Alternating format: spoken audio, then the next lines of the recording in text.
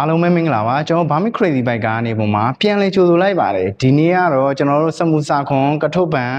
ကျွန်တော်အုံနှဲအုံရိုက်မှာရှိတဲ့ကျွန်တော်တို့လျံယွန်းဆိုတဲ့ဆိုင်ကတော့ဟိုက PC ဝါပြီဆိုတဲ့အနေထားတစ်ခုမှာပေါ့ဗျာเนาะအဲ့ဒါဆိုတော့ကျွန်တော်တို့ဆိုင်မှာဘာဘိန်းတွေရှိလဲဆိုတော့ကျွန်တော်နည်းနည်းလေးလိုက်ပြပေးမယ်ဗျာเนาะအဲ့ဒါဆိုတော့ကျွန်တော်လက်ရှိကျွန်တော်တို့ဆိုင်မှာတင်ထားတဲ့ဘိန်းလေးကိုကျွန်တော်အရင်ဆုံးနည်းနည်းလေးလိုက်ရိုက်ပြပေးမယ်ဗျာเนาะဒါကတော့ကျွန်တော်တို့အိမ်မက်မှာကျွန်တော်တို့အစ2စီးရှိတယ်ဗျာเนาะမီကိုရောင်လေးတစ်စီးကတော့ကျွန်တော်ထိုင်းပဲပိုင်ရှင်လေးကတော့လာခေါ်သွားပြီကျွန်တော်ပထမဗီဒီယိုမှာလည်းတင်ပေးထားတယ်ဗျာเนาะပြီးတော့ကျွန်တော်တို့ R15 V4 ကျွန်တော်တို့2024เนาะ7ကာလာတကယ်ကိုမိုက်ပါတယ်ကျွန်တော်ဆိုင်မှာလုံးဝပါကင်တစ်စီးကတော့ပိုင်ရှင်တော့စောင့်နေသေးတယ်ဗျာเนาะ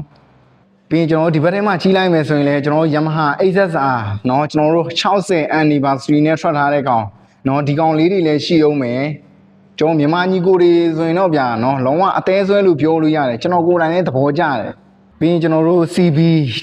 150R ဒီကောင်ကြီးလည်းကျွန်တော်ဆိုင်မှာရှိနေသေးတယ်ဗျာနော်အဲ့ဒါဆိုတော့ကျွန်တော်လိုချင်တဲ့ညီကိုတွေကျွန်တော်စီမှာရုံရုံကြည်ကြည်နဲ့ဝယ်ယူအားပေးလို့ရမယ်ဗျာ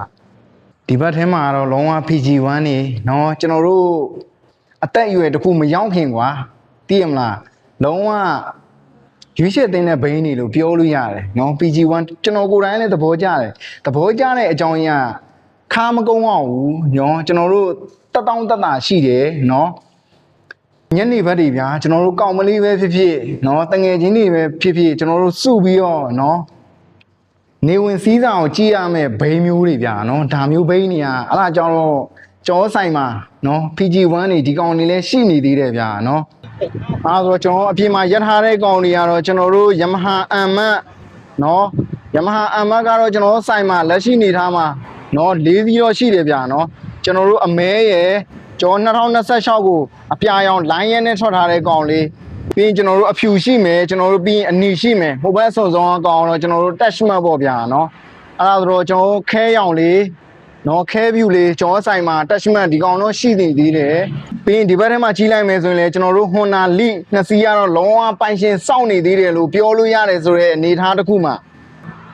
အမဲရောင်နဲ့ကျွန်တော်တို့အဖြူမဗျာကျွန်တော်တို့အမဲရောင်နဲ့ဖောက်ထားတဲ့ကောင်လေးနော်အဲ့ဒီကောင်လေးလည်းရှိအောင်မယ်